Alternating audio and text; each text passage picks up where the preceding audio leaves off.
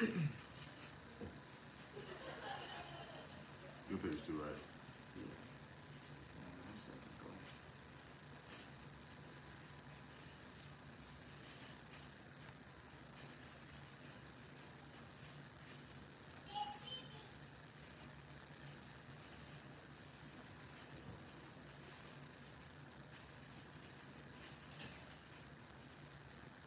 I ain't been up yet. Yeah, give it a second. It's probably up in live though. But, I'm gonna check on your page now. yeah. Yeah, yours is on. Okay. Okay, I see it too. Alright, we just get started. I'm sure that was live too. Kinda. Alright. Shalom. Shalom. We want to give all glory, honor, and praises to Yahweh, by Hashem, Yahweh Shai, by Hashem, Chakodash. Double honors to the apostles and elders of Great Millstone, who want to teach well. Peace up, salutation to the elect, 144 first fruit. All right, as you can see from the title of the lesson or the stream, Revelation chapter 9 overview. It's not going to be in-depth breakdown. There's plethora of breakdowns of Revelation 9. Shoot, even on my page, there's a breakdown of Revelation 9. Elders, apostles have breakdowns of Revelation 9. We just want to get an overview of it, a starting point for, I guess you could say, Revelation 9 for beginners. Mm-hmm. You know what I'm saying? A starting point to where to go so you can understand. What we're going to do here is pretty much, we're going to go through the entire chapter pretty swiftly, get notable names, and then break down notable things that you know can understand in this chapter. You had any opening words? No, man. Oh, if I can say, and also this concerning prophecy is going to cover World War I, World War II, and one of the main prophecies that we're still waiting on, World War III. You know, for those who don't know. But yeah, that's pretty much it, bro. Yep. Done. So without further ado, we can get it started in Revelation 9 and 1. This is Revelation chapter 9 and verse 1. And the fifth angel sounded, and I saw a star fall from heaven unto the earth. And to him was given the key of the bottomless pit. Okay, so just what we're gonna paint the picture on there, and I'm gonna really let this brother spearhead it. Okay. But what you need to know with the bottomless pit equals Europe. You know what I'm saying? All right. So, of course, we're speaking about the fifth trump. So this is speaking about World War I. So that's between the time period of 1914 and 1919. If Yes. You could pull that up just to, just to be sure, 100% sure.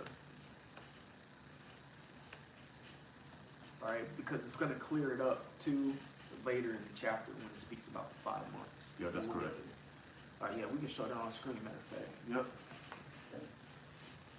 Hold on, I'm gonna show it on both screens. Yeah, go on. It's backwards. It's cool, but Yeah. 1914 and 1919, what did it say, July or June?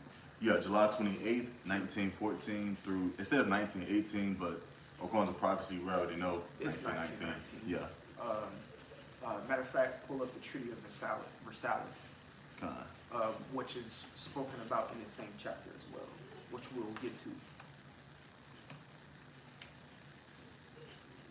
And there's, when was it? When was the Treaty of Versailles? I'm gonna put that in date. See, Yep. June 28th, 1919. 1919. Yep. All right, because the Treaty of Versailles was something that ended it. All right, Mhm. so let's keep going. Verse 2. Okay, continuing on in Revelation chapter 9 and verse 2. And he opened the bottomless pit, which brother said was Europe. And there arose a smoke out of the pit as the smoke of a great furnace. And the sun and the air were darkened by reason of the smoke of the pit. Verse 3. And there came out of the smoke locusts upon the earth. And you got this. And unto them was given power as the scorpions of the earth, as the scorpions of the earth have power. So we all know it's not talking about literal locusts, but during that time, John the Revelator, he's not gonna say, World War I planes, because how can I put it? You can help me. He couldn't comprehend how to put it the best way he could. There was no such Compare it, yeah. there was no such thing as planes in 96 AD. Yeah, basically. There was no such thing as aviation in 96 AD. Mm-hmm. So he had to try to explain it the best way he could. And what flies? Locusts. Locusts, yeah. And what makes that deep kind of propeller noise that we hear as in a natural noise? Locusts or cicadas. Yeah, cicadas. When they fly past you. Mm-hmm. Shit, even a wasp, that low bass humming noise of Yeah. That's what you hear from the propellers, and that's what he was trying to describe. As you know, he was given a vision. He was given a vision. Okay. You think the Lord is going to give him a vision of insects? He's going to give him a vision of what's to come. Mm-hmm. All right. Same thing he did with Ezra, Daniel, Yeah. Isaiah, Jeremiah. So he's going to give that vision. You had something? Yeah, I had something right quick. I'm gonna show on both cameras because I'm gonna just show the characteristics of a locust. As you can see right here, this is a locust. You see that? And basically, if I put in World War I planes, which I did already, again, like the brother said, he's not gonna see a vision on actual insects. But this is what basically John the Revelator saw. You see the comparison? Similar yeah. shape. Mm-hmm. The plane has 4 wings, okay? Now, if I go back to this picture, also the locust has 4 wings. Yep. So basically those are the World War I planes that John the Revelator witnessed, okay? Yep. And then the part where it says in verse 3, it says, as the scorpions of the earth have power, because what's so significant about a scorpion? They sting with their tail, okay? So you have certain planes during that time, World War I, World War II, hell, even today, okay? Even though certain planes got updated, but they can shoot now, all right? So basically, you'll have a machine gunner at the end of the World War I plane shooting at other planes or people, all right? So John the Revelator described the planes as well as locusts and scorpions, okay? Yep. So continuing on, if you didn't want to add anything. Yeah. This is because we're explaining this thousands of years later. So this is Psalm chapter 119 and 100. It says, I understand more than the ancients because I keep thy precepts. All right. So we're keeping the precepts all the way up to today. Mm-hmm. Our apostles and elders have kept the precepts all the way up to today in order to break down Revelation 9. Therefore, we understand what he's talking about. Mm-hmm. Right? So the apostles and elders, a great millstone, you could take it all the way back, but let me just say, a great millstone. They broke this down with diligent studies. Mm-hmm. Going to the library, there was no such thing as a blue letter Bible, or they couldn't just simply Google. They did thorough laboring. Okay. Matter of fact, pull up Matthew real quick. Matthew. Shoot.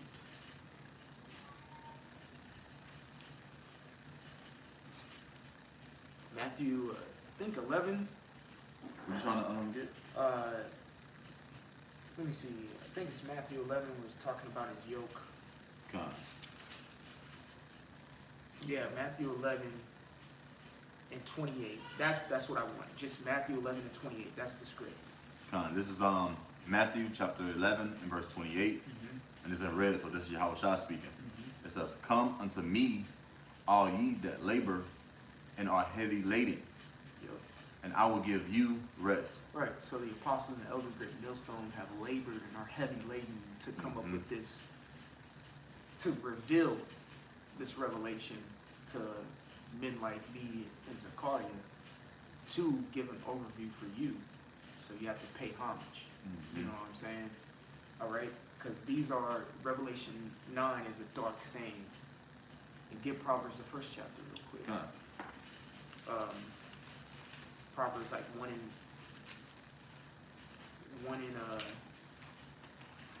like start at 5, 1 and 5 or something like that.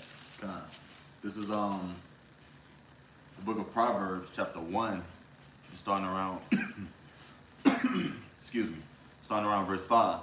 And it reads, a wise man will hear and will increase learning. Yep. And a man of understanding shall attend unto wise counsels. There you go. So we read Matthew 11 and 28.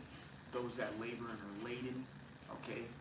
Those are the apostles and elders of Great Millstone, starting from Apostle Tahar on down, Apostle Kabar, Apostle Rakar, Apostle Ramlab. Then you start getting into the bishops, because they have their own page. The bishops go live. Elder Menatazak, Elder Ayathun, Elder Ainab, Elder Zakaran. The list goes on. You know what I'm saying? These men have labored for us to get this understanding.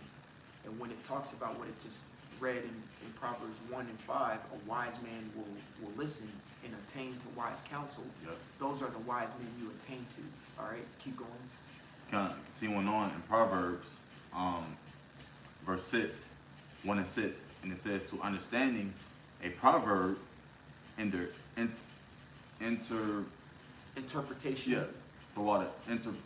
interpretation, excuse me, the words of the wise and their dark sayings. Right, because after, what was that, verse 6? Because after verse 5 it had a colon, which means explanation. So verse 5 was saying, you will listen to a wise man, colon, explanation, to understand these dark sayings. So going back to Revelation, the 9th chapter, it's a dark saying which we're reading right now. All right? It's a dark, and we're just overviewing it. We're already multiple precepts in. You know what I'm saying? And we already understand by verse 1 and 2 and 3, which this brother just beautifully broke down. This is speaking about World War I. And verse 3 is starting to give example of the plains, likened unto a locust. Okay? We know more than the ancients because of the precepts. Precepts means a charge or a commandment. We still keep the commandments thousands of years later, which brings forth thousands of years of understanding all in one. Therefore, we can break this down now and understand what this was talking about, and understand that this did come to pass. All right? So, one more point, because John the Revelator was likening these plains unto locusts, and then you said you got to the part with the scorpions. Scorpions? Yes. Keep explaining it, bro, because I think I cut you off. Salaki. Well, like I said before, it says, I'm just reread it. This is Revelation chapter 9 and verse 3. And there came out of the smoke locusts upon the earth, which we already went into, and unto them was given power, as the scorpions of the earth have power. Okay? Now it's describing, he also says these planes was as scorpions as well, just due to the fact, what's so significant about a scorpion, all right? All their power, or how the way they hunt, etc., or defend themselves, is within them, that tail right there. You know, you get stung, it hurts, okay? And it could possibly kill you, all right? So upon those planes, you will have your machine gunners, okay? And hey, you get hit, man, you through, all right? They was there to defend and to kill, okay? So that's basically what he saw. That's the best way he can describe how the way it was during that time. Yep. So just to bring a further point on home for maybe naysayers who think this is out the ass. When we say that John the Revelator is explaining the best possible way he can explain a World War I plane with locusts and scorpions. Let's give a a plane, a warplane of modern time. All right, and just to bring the point even further home, I used to be in the military. Okay, I used to be in the military, so I know what this plane is, and they describe it as a warthog. Why would they describe it as a warthog? All right, the plane is called an A-10 Thunderbolt or A-10 Warthog, and they describe it as a warthog because of the sound that it makes when I think it has like a 35 millimeter machine gun on the front end of it. All right, and when it shoots, it sounds like it sounds like that, and they call it a warthog because that's what they can. That's how they explain it. Yeah. You know, so that's exactly what John the Revelator is doing. And if you don't believe me, go look up what an A-10 Warthog is and go watch videos on it, and you'll hear the machine gun making that low, deep, grunting sound like a warthog does. That's why they call it that. So it's the same thing that John the Revelator was doing with these airplanes. So locust with a scorpion tail on the end of it. All right. And then I also got, You got pictures? it's more history, more proof. Okay. Let me show it right here first.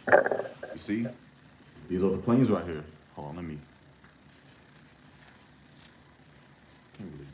Hold on. Pull up a Yeah. Trying to get a good one. Something like this. You see the plane right here? And you see the gunner, okay, holding the machine gun. And there's many other images, you know what I'm saying? Just look it up. Here it is right here as well. See this? So yeah, man, those are the gunners on those planes. And here's the airplane that I was talking about. They call it the A-10 Thunderbolt or the A-10 Warthog. All right. I think not too long ago they just discontinued these planes for combat, but these planes have a lot of kills in combat. All right. So look what I typed in. A-10 Warthog, and it pops right up. A-10 Warthog, and it pops right up. They call it a Warthog because of the sound that it makes. So it's the same thing that John the Revelator, he calls it a locust because that's the sound that it made.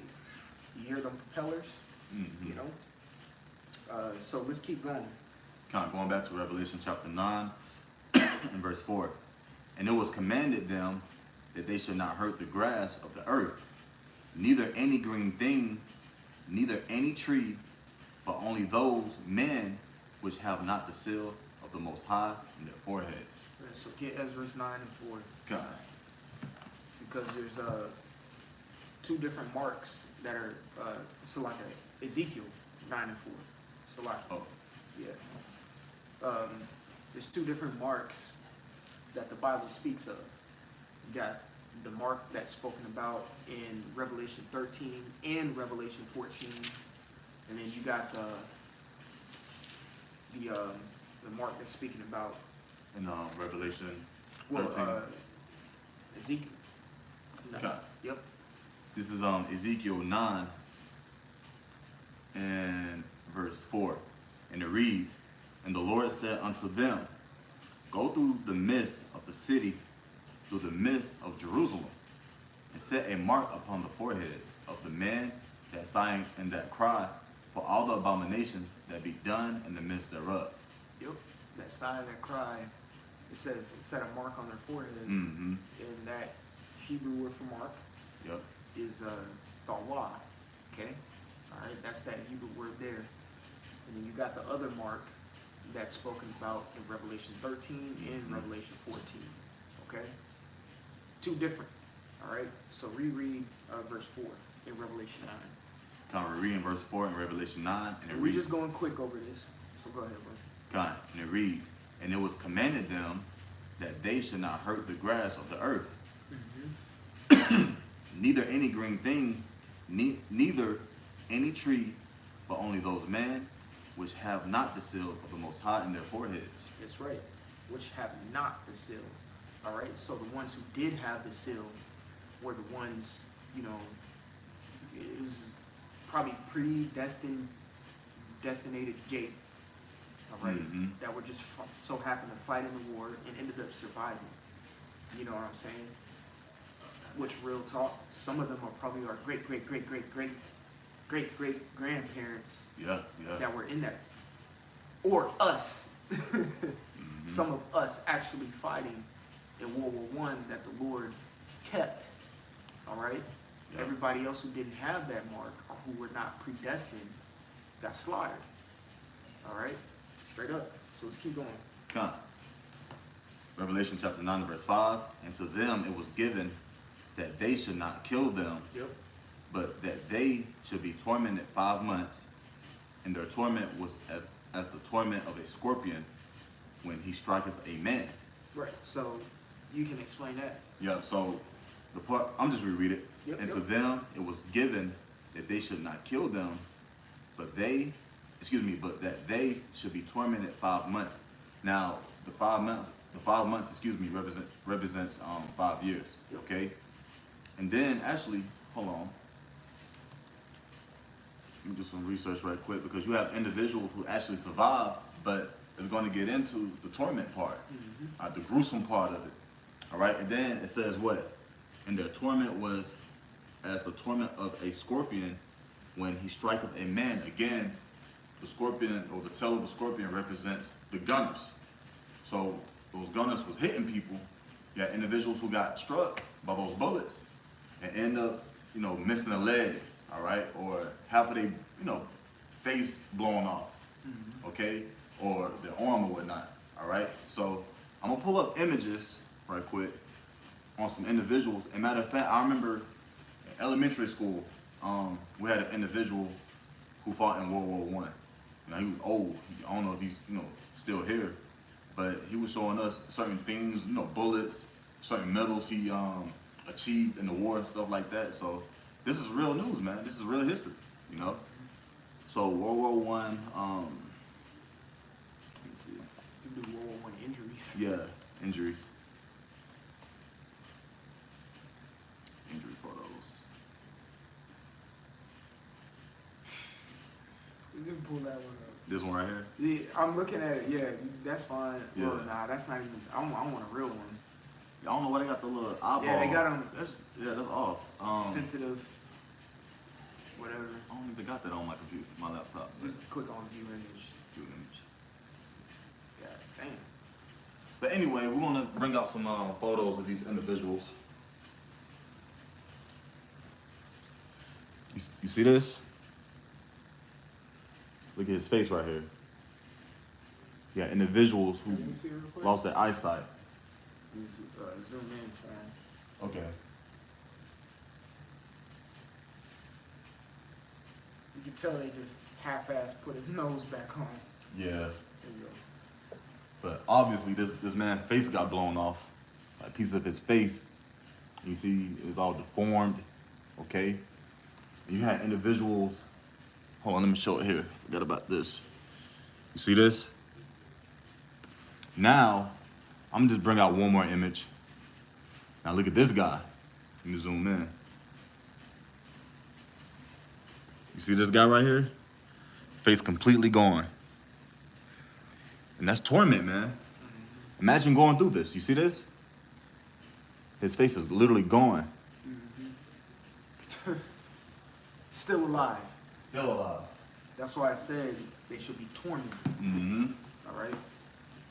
Now going back to the scriptures, in verse 6, and in those days shall men see death. One movie that comes to mind is Forrest Gump. And the guy who ended up being in the wheelchair. Oh, you talking Lieutenant Dan? Well, that's the spirit. You thought you was thinking Forrest Gump. I was thinking Saving Private Ryan. Okay. It has the same actor in it, Tom Hanks. Oh, I didn't know that. But You ain't seen Saving Private Ryan? nah, Go watch Saving Private Ryan, bro. kinda. But I believe he got his legs blown off Yeah. inside the war. Yep. And basically Forrest Gump saved him. And I believe months or a year went by, 2 years, whatnot. It just went by. And Forrest Gump went looking for this guy. And eventually he found him. And as soon as they met, the dude was like, man, why the fuck did you save me, man? I wanted to die there. Like look at me, I don't even got no legs. Right. You know, he was in a wheelchair just going in, all right? But he was seeking death. Right. You know, and I believe this individual, a lot of individuals, you know, they look in the mirror, they're like, I'm better off just going. Right. When you can't use your eyesight properly, you know, your nose, you can't speak, or just do the things that you used to do in everyday life, man. That's torment, okay? So going back to verse 6, Revelation 9 and 6. If I can bring out the word torment Okay, got it. in the Greek real quick.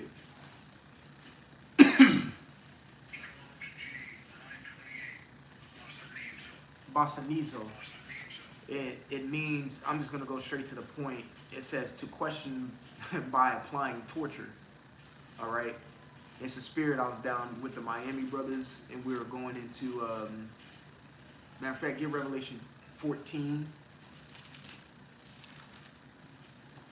Where it talks about, I want to say like Revelation 14 and 8, maybe. Hold on. Yeah, start at Revelation 14 and 9. God, this is Revelation chapter 14 and verse 9. And the third angel followed them, saying with a loud voice, any man worship the beast and his image, and receive his mark in his forehead, or in his hand, the same shall drink of the wine of the wrath of the Most High, which is poured out without mixture into the cup of his indignation. Yep. And he shall be tormented with fire and brimstone in the presence of the holy angels and in the presence of the Lamb. Yeah, so these two verses give you a clear indication that time does not exist to the Heavenly Father, because he's the Ancient of Days. So if they're being tormented in the midst of the fire, meaning the lake of fire, which is the second death, all right, when you go into that word torture, just like I read, it says question by applying torture. So when they're getting tortured in that fire, they're gonna get interrogated by the Lord. And whenever you apply torture, you're usually interrogated. Yeah. So when they're burning up in that lake of fire, they're getting questioned. Well, why did you do this? Or why did you do that? The apex or the pinnacle of the verse that's spoken about in the Gospels, where it says, for every idle word a man shall take account of, that's going to be the pinnacle of that verse coming to pass. All right, because they're going to be tortured in the lake of fire, which ultimately is simply an interrogation process to force them to, and we're talking about the elect. I mean, we're talking about the 2/3. Yeah, force them to repent, force them to confess. All right, and best believe there's still going to be rebellious in the fire. Yep. That's how awful our people are. Therefore, they have to get tortured in the lake of fire. Think about that. What? You have to be interrogated in the lake of fire to still get right. You are a proud motherfucker, man. That's some proud shit. All right? We're getting interrogated now when we read about it in Micah, the 7th chapter, where we drink the cup of indignation. We've been interrogated this entire time. All right? While it's still day, while we can still work, we're being interrogated. All right?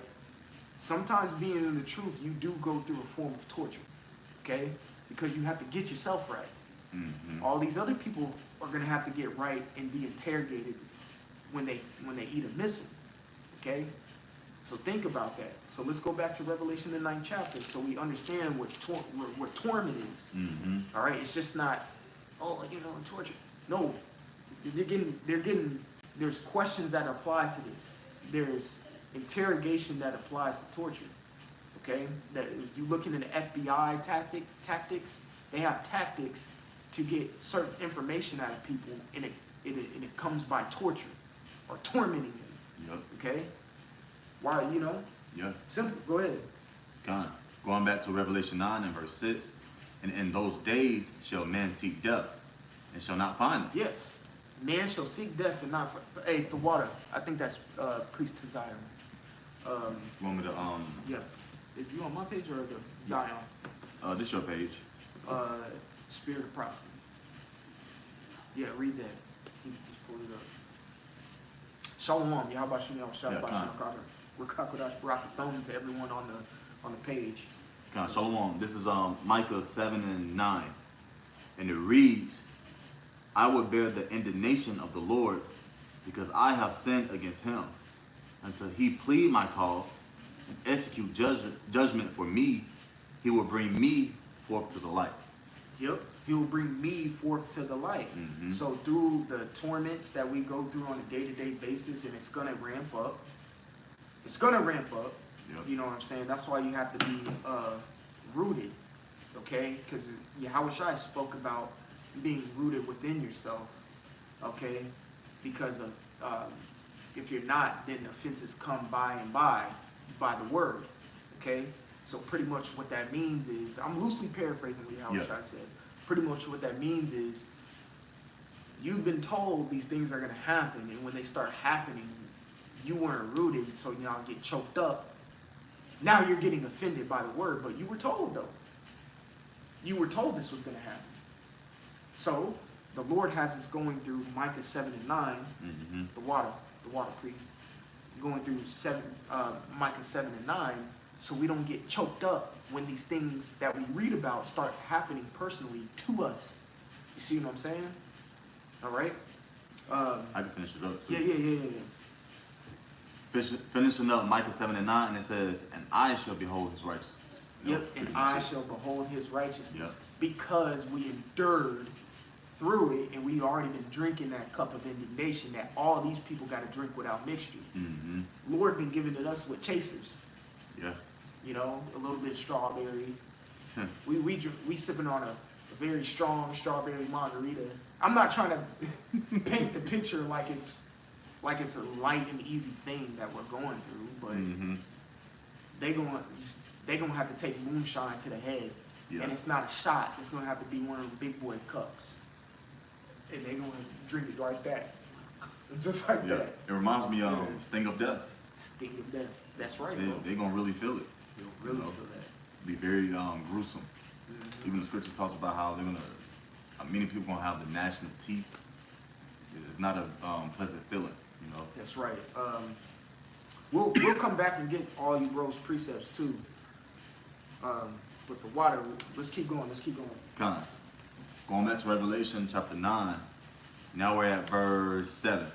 And the shapes of the locusts were like. So I can reread verse 6 again. Okay, because that completes the torment section. Go ahead. Oh yeah, you're right. Going up to verse 6. And in those days shall man seek death, and shall not find it, and shall desire to die, and death shall flee from them. Yeah, so when you torment somebody, you're not trying to kill them. You're not trying to kill them. You're not trying to kill somebody if you're torturing them. You're torturing them. All right? That's what you want. Probably to extract information. Yep. You know what I'm saying? So go ahead, bro. Kind of continuing on, verse 7, and it reads, and the shapes of the locusts were like unto horses prepared unto battle.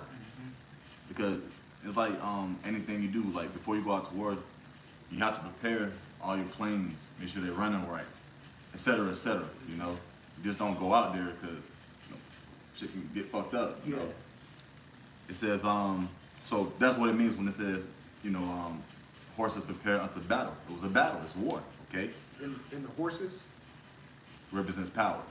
You know. Now, continuing on to verse 7, and on their heads were as it were crowns like gold, and their faces were as the faces of men. Okay, which So keep reading. Okay, keep reading.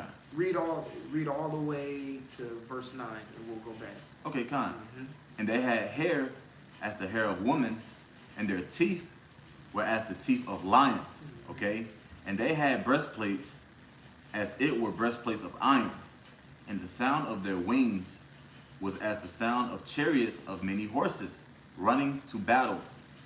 Okay, now I do have some images to back up the scriptures we just read. Give me 1 second. What was it called that you said to look up earlier? Pickle. This. What is it? A pickle. Something. Hold on, I have it. Hold on, let me see something. It's called a pickle hob Pickelhoff, something like that. But basically, this is what it is. Okay, it says gold. They had crowns as gold with hair on their heads, right?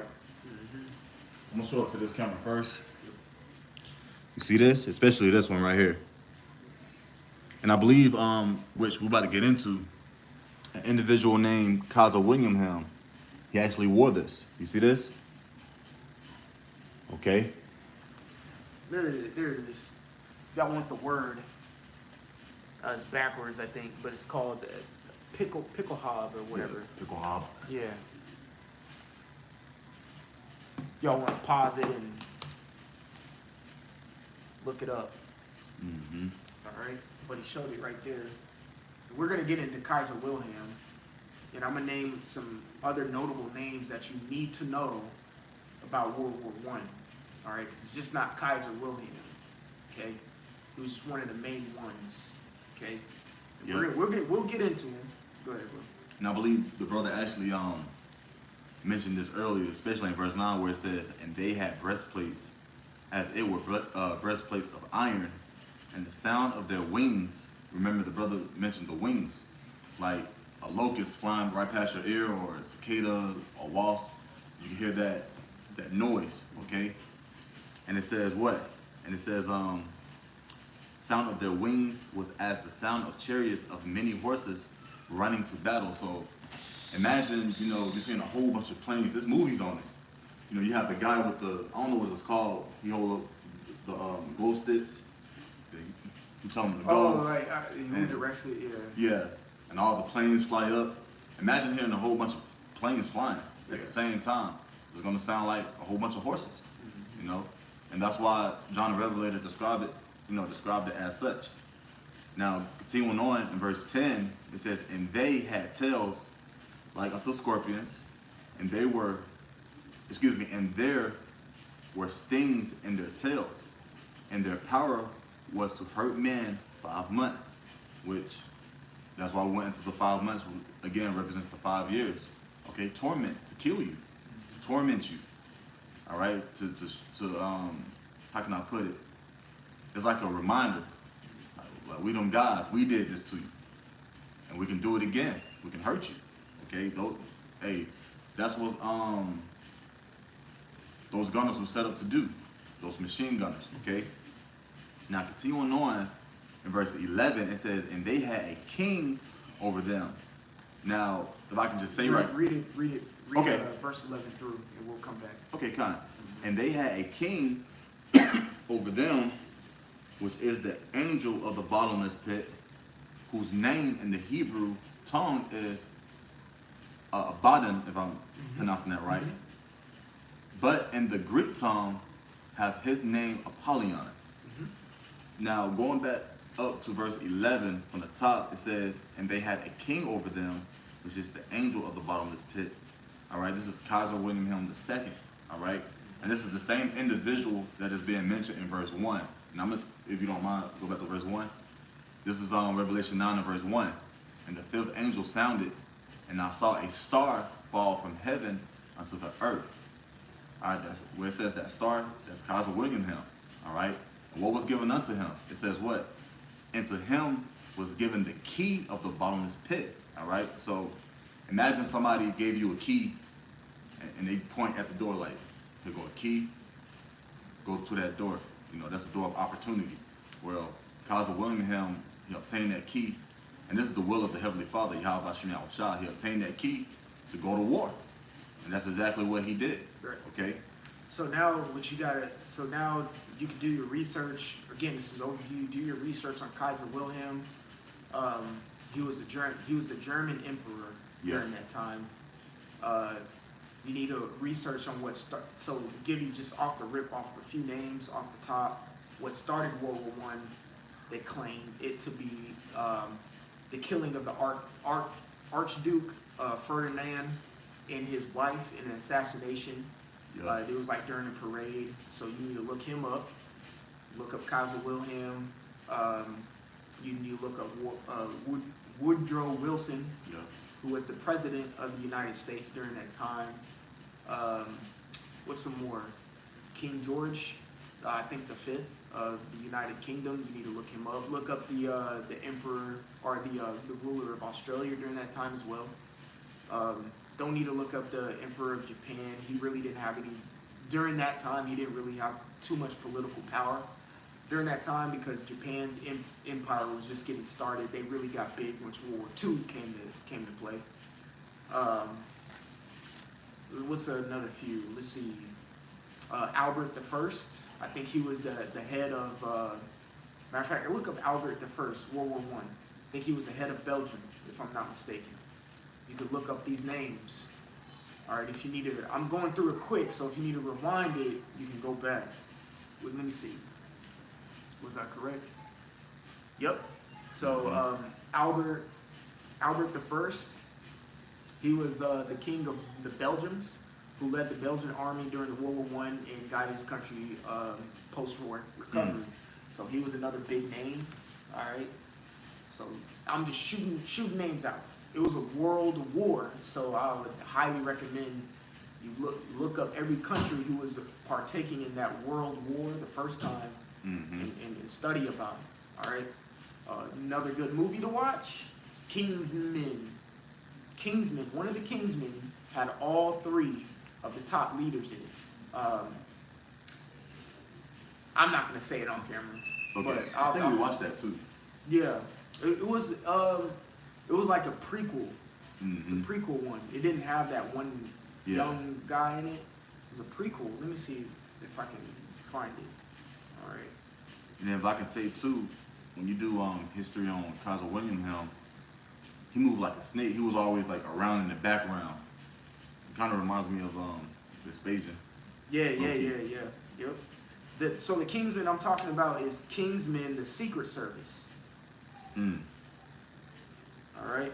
You need to watch. You seen that one? Not that one. Yeah. Watch this one. Yeah, I've seen the other ones though. You watch this one, it's going to remind you of Revelation, the 9th chapter. So watch this Kingsman. All right. So the Kingsmen or King's Man, and this is good. It has that one black guy from Blood Diamond in it. Real good. Matter of fact, that's the spirit. I'm gonna zoom in. You see those three men right there? That's embodying like King George, Kaiser Wilhelm, and I forgot the other one. I want to say Ferdinand, if I'm not mistaken. I think that's one of them. Yep. So those three men are who we speaking about today, or right now. Go watch that movie. All right, go check that movie out. You'll see it. You know, and I'll say it. You know, me personally, I'm speaking as a man. How about that? So don't quote me on it. I'm speaking as a man. When you go into those three men who are spoken about in that are played in that, I believe they're just a reincarnation of maybe the heads of when you read in the Apocrypha, in the Maccabees. All right, I think they're a reincarnation because they did it almost the same exact thing. Kaiser Wilhelm was a power of like the West or whatever, or the East, whatever, and they were all powers of different sectors fighting against each other. You know, but that's neither here nor there. Don't quote me on it. All right, so let's keep going. Oh, one thing I did want to mention, it said Abaddon and Apollyon. Apollyon means destroyer, destroyer, and the other one means destruction. All right, so very similar but different at the same time. All right, so let's keep going, bro. Kind of continuing on, Revelation 9 and 12. One woe is past, and behold, there come two woes more hereafter. Right. So, I was just gonna simply say, just let you know, World War I is over with now. Yeah. And it says two more woes, are coming hereafter, meaning it's gonna explain about World War II. It's gonna get into future prophecy about World War III. Right. Okay. So now I do want to say there's not much Yeah. detail in Revelation about World War II. Yeah. But it's mentioned, all right, and this scripture speak about three woes, all right? But it heavily speaks about World War I and III, and briefly mentions World War II.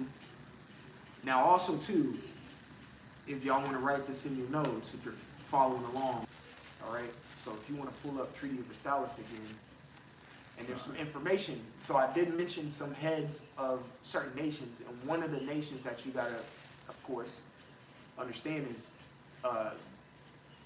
America and their stance in World War I. They had the same stance of World War I as they did World War II. They didn't want to fucking get involved.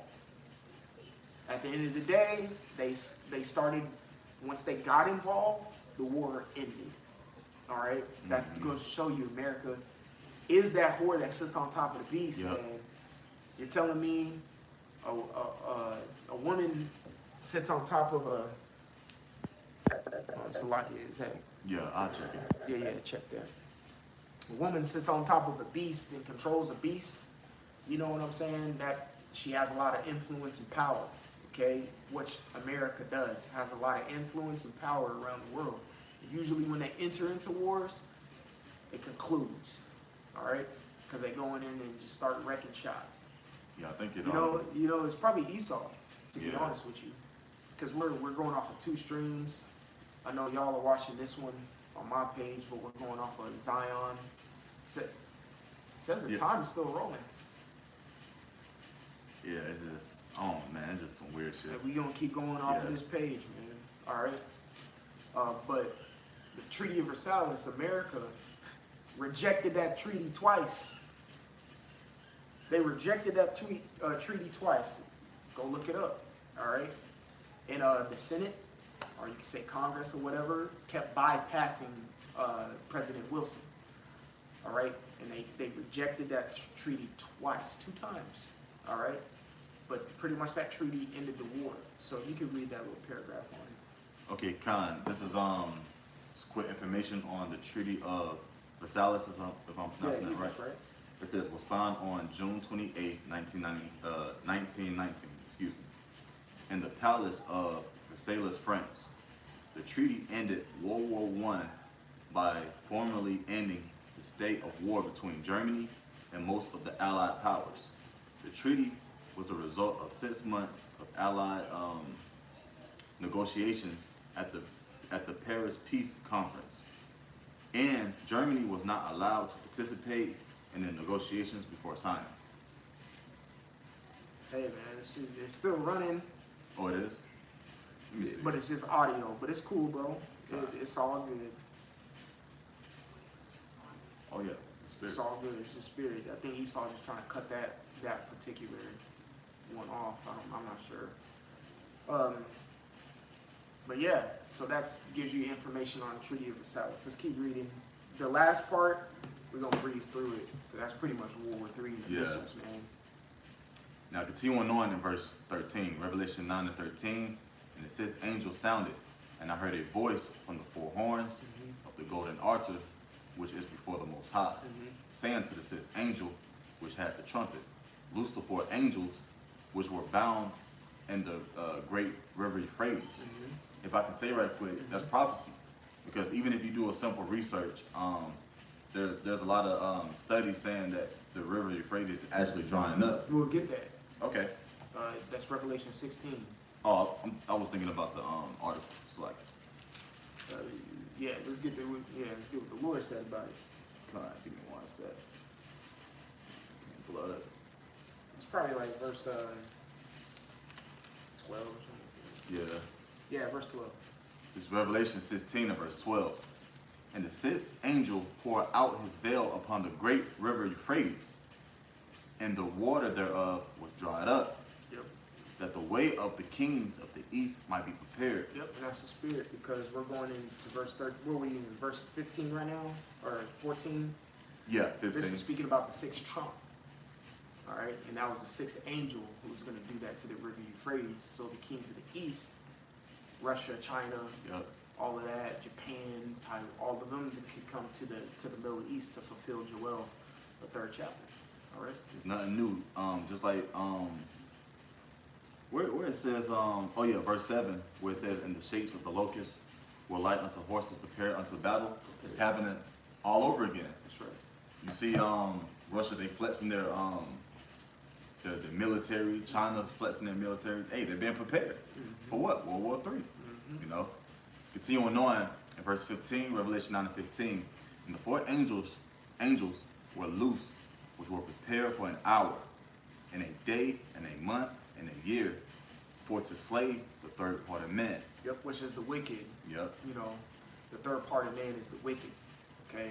Because where else do you find that? Where do you find the third part of men? Genesis. Yep. The Genesis. 6th chapter. It Mhm. speaks about the sons of men, sons of the wicked, the sons of God. Okay? Ultimately, the wicked is Esau. So that third part is going to wipe out Esau's ass. Okay? Mhm. Go ahead. Continuing on in verse 16, and the number of the army of the horsemen were 200,000, and I heard the number of them, basically 200 million warheads. Yep. Okay, continuing on in verse 17, and thus I saw the horses in a vision, and them that sat on them, having breastplates of fire, and of ginseng, and of brimstone, and the heads of the horses were as the heads of lions, and out of their mouths issued fire and smoke and brimstone. Keep going. Keep Con. Verse 18, and these three was the third part of men killed by the fire and by the smoke and by the brimstone which issue out of their mouths. Keep going. One more verse. For their power is in their mouth and in their tails.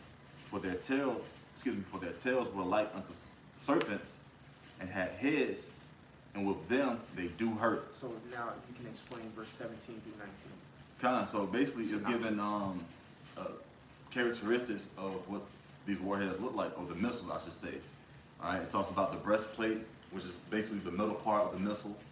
It talks about and the heads were like, and the heads of the horses were like as the heads of lions, because if you think about a head of a lion, well, what's the strength of a lion? All right, and its jaws and its teeth. Okay, so therefore, the power, all that destruction is going to be all the way in the missile, but the warhead, the front, Right. because once it hit its target, that will create the detonation of the, the mushroom cloud, et cetera,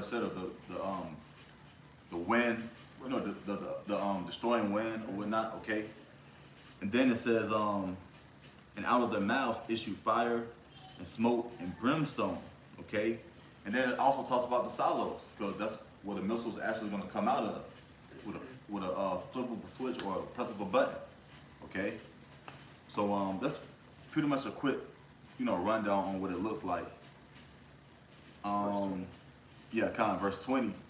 And the rest of the men which were not killed by these plagues, yet repented not of their works, of their hands, that they should not worship devils and idols of gold and silver and brass and stone and of wood, which neither can see nor hear nor walk. Neither repented they of their murders, nor of their sorceries, nor of their fornication, nor of their thefts. Yep. And that's what we were going into earlier about the torments. And that's why the lake of fire is going to come. And that's why the Lord said, you're like your father, the devil. Yep. That's speaking about you 2/3 as well, too. Mhm. You can apply the 2/3 to that script. Okay? That's because y'all been doing these sorceries and stuff just like your daddy, Esau. Yep. Get Isaiah 47. Kind. This is Isaiah. Isaiah 47 and 12. This is Isaiah chapter 47 and verse 12. Stand now with thine enchantments and with the multitude of thy sorceries, wherein thou hast labored from thy youth. If so be thou shalt be able to profit, if so be thou mayest prevail. Keep going. Thou art weary, in the multitude of thy counsels. Let now the astrologers, the stargazers, the monthly Prognosticators. the water, stand up and save thee from these things that shall come upon thee. Right. You can stop it right there, but pretty Right. much that's speaking about the sorceries they did, just like it's speaking about the Revelation, the 9th chapter, which they're not going to repent from. And pretty much the Lord is saying, yeah, stand up with this, because at the end of the day, we read it in 2nd Esdras, we have read it in 2nd Esdras, that they were scared, but yet there's fight. So the Lord's like, yeah, come with all you got, because I'm coming with everything I got. I want to fight. You know what I'm saying? This fight is going to end up looking like Terrence Crawford versus Earl Spence. All right? It's surprising to them landslide victory. You know what I'm saying? You know, Esau gonna be looking like you know, I always throw it in there. Martin. You know, He had a big ass head. that's what he's going to look like. Big lumps. Esau gonna get beat the fuck up. Yep, it's going to be a landslide victory. Yeah. And at the end of the day, they're not going to repent for the sorceries. Therefore, prophecy furthers on the destruction of the Edomites. All right? So that was pretty much an overview. I would say quick, but it wasn't. It was about an hour, but hey, that's just how the Spirit had it. Yeah. But we hit the points. You know what I'm saying? Lord willing, that was edifying. You had any closing precept? Nah. All right. Okay. Khan, so with that, we want to give all glory, honor, and praises to Yahweh, by Hashem, Yahweh Shai, by Hashem, HaKadosh. Double honors to the apostles and elders of the millstone, rule and teach well. Peace, love, salutation to the 1144 first fruit. Until the next time, I'm going to say shalom. Shalom. And like always, repent. Did I say that already? Repent, for Yahweh Shai is coming back sooner than what me and you believe. All right, shalom. Shalom. I got it. Okay, got it.